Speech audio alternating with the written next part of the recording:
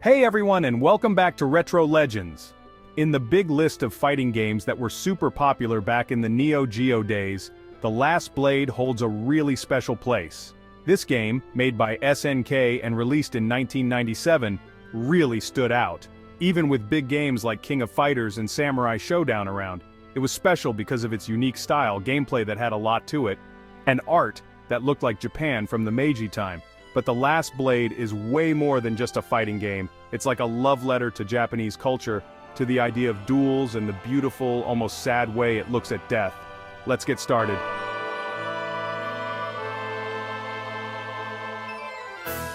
The team behind the Last Blade project included some of the same talented people who made Samurai Shodown, but they had a new, clear idea. They wanted to go beyond just tough fights and explore a style that was more like poetry and made you think.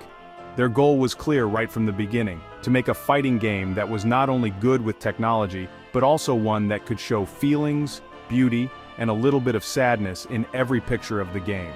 The person in charge of the project, Nobuyuki Kuroki, pictured a game that mixed the quick action you usually see in fighting games with the fancy style of old Japanese culture, getting ideas from silk paintings, ukiyo-e prints, those are cool Japanese woodblock pictures, and writing with a brush, all seen through a look that reminded you of the change from the Edo time to the Meiji time in Japan.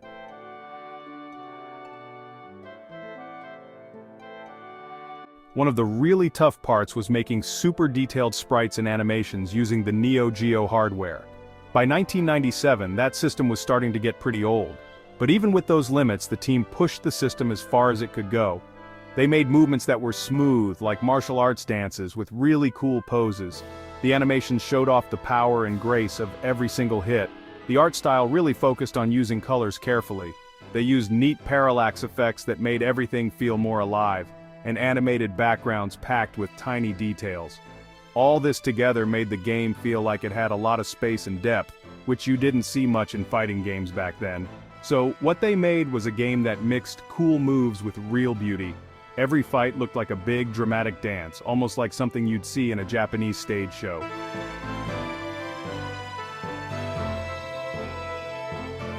The Last Blade takes place in the late 1800s during a time of big historical and cultural changes in Japan, where Western ways were starting to have a big impact on Japanese traditions. The game mixes real history with old stories, creating a world that's caught between its spiritual side and things starting to break down. The characters are all connected by a story about the gate to the afterlife, a doorway between the world of the living and the dead. Some characters want to open it, and others want to keep it sealed shut. This story, full of big questions about life and some sad feelings, was the background for a bunch of really cool and interesting fighters, each with their own reasons for fighting and their own dramatic backstories.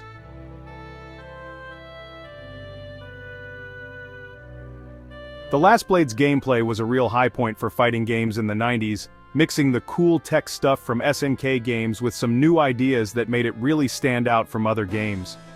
One of its most special features was that you could pick between two different fighting styles at the start of every match: Speed Mode and Power Mode. Speed Mode was for players who liked being quick and doing smooth combos. It let you do fast chains of attacks, use super cancels, and made the game feel faster.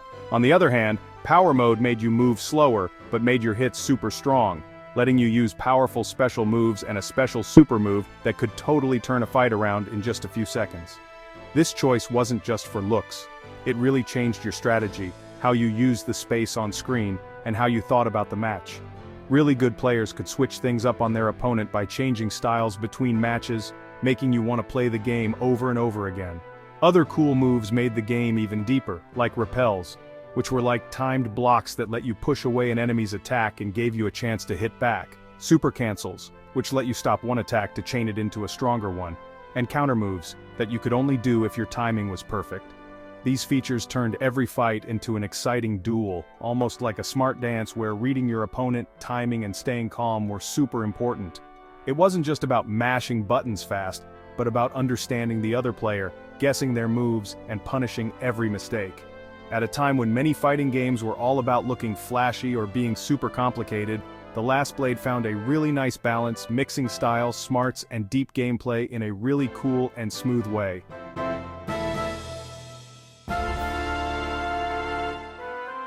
One of the lesser-known but super interesting things is about the game's original title, Bakumatsu Roman Gekka no Kenshi, which you could translate as Romance of the Bakumatsu, the Swordsman Beneath the Moon.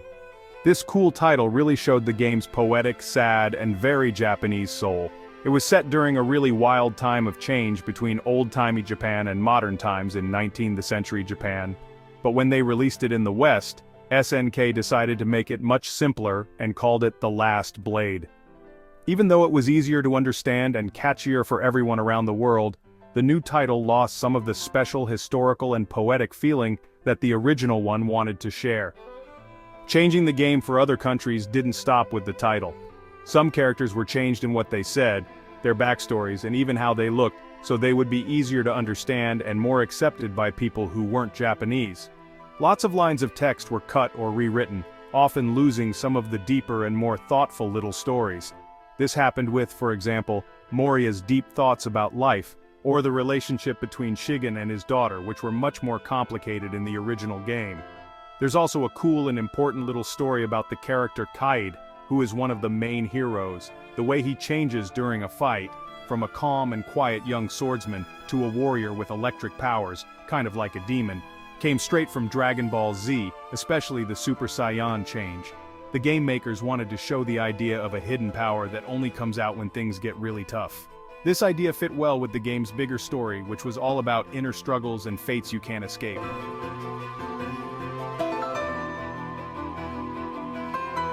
And finally, the soundtrack. It plays a huge part in the game's sad and serious atmosphere, and Yasuo Yamate was the one who composed it. He was a member of the famous SNK sound team. Yamate, who had already created music for Fatal Fury and Art of Fighting, chose a musical style for The Last Blade that was inspired by traditional Japanese music. It used traditional instruments and harmonies that make you think of old times, honor, and sad destinies. The result is one of the most elegant yet underrated soundtracks from the Neo Geo. It was so good it could turn every fight into a dramatic scene, full of strong feelings.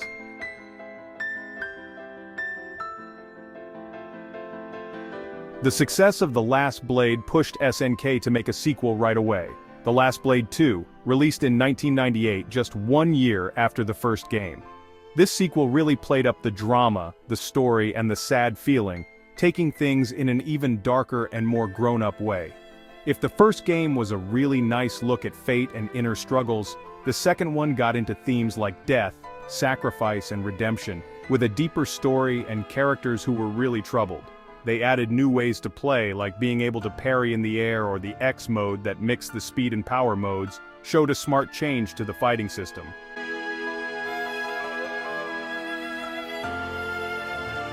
Even with all these great things, the series never got as famous around the world as other SNK games like King of Fighters or Samurai Shodown. This was also because the Neo Geo system was getting old, and SNK had money problems in the early 2000s. But The Last Blade became a cult classic game, loved by a small group of loyal fans. People often say it's one of the best 2D fighting games because of how it looks and how it plays. The characters, many of them with deep and sad stories, helped create a special world for the game that fans really remembered, and they still talk about it today in online forums and at special tournaments. Some characters like Katie, Akari, and Maria showed up in crossover games like SNK vs. Capcom SVC Chaos. This shows how important the series was to all of SNK's games. People still play and love the series in fighting game groups, especially in Asia and Europe. There, secret tournaments and competitive games keep people interested in the game. Over the years, The Last Blade has been released again many times. Updated versions are now out on new systems like the Nintendo Switch, PlayStation 4, PC and phones and tablets. This lets new players find this hidden gem, but the biggest fans still dream of a real third game. Maybe made with today's new technology, but still true to the first games. A fighting game that's not just flashy, but also like poetry in motion.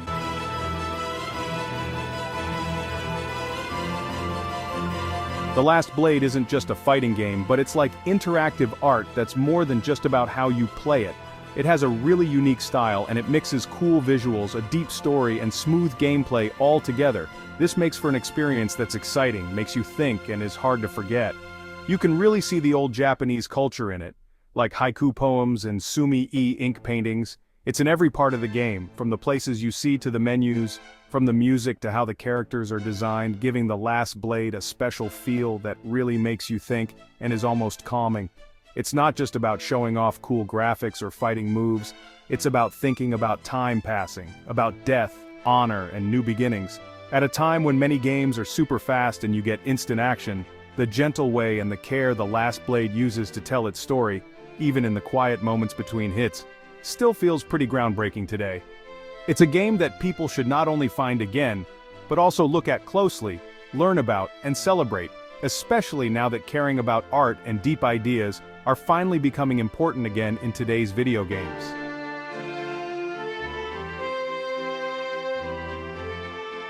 And that's it for our trip to the past. How many of these fun facts did you know? Let us know in the comments.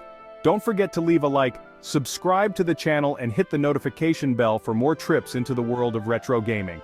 Thanks for watching Retro Legends, and we'll see you in the next video. Stay retro, stay legends.